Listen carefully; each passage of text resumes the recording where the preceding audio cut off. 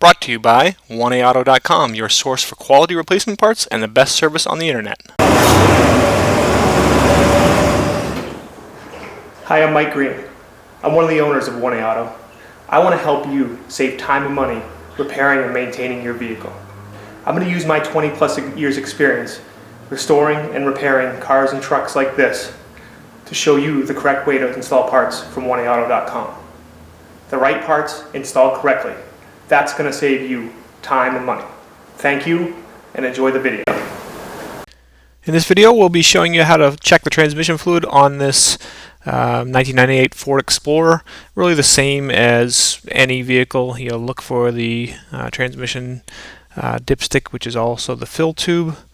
And then we also talk a little bit about what type of transmission fluid you use and where you can find that information.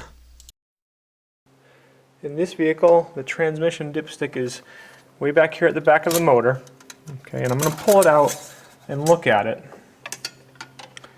And you can see that you actually need to wipe it down.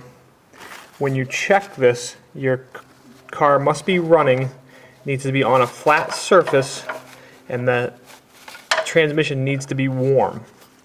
But you can check it cold just to see if you're having any transmission issues. You can check it and just make sure that there is some fluid in there.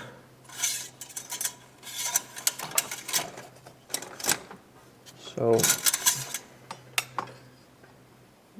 okay, and what's important is check both sides.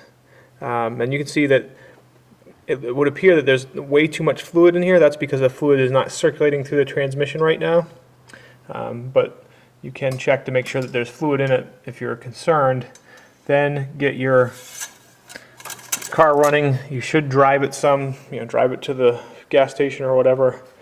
Make sure it's on a flat surface, and while the vehicle's in park, generally, that's how you check it. Vehicle running in park with the transmission warm, check that fluid, and basically on the dipstick you'll see on this one there's two holes, and the level of fluid should be between those two holes.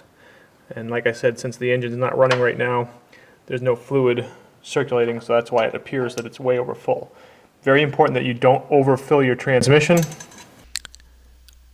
Overfilling could lead to transmission damage, but more likely it just leads to transmission fluid leaking out and not being good to the environment.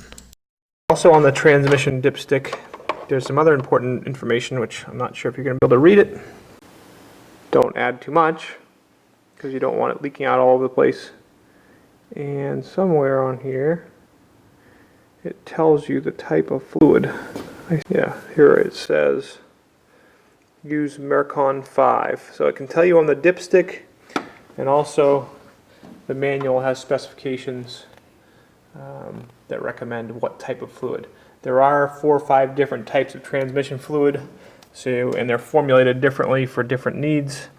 So you want to make sure that you use the correct fluid. And then obviously to add fluid, I generally just add it right through the tube. This funnel has a nice small end.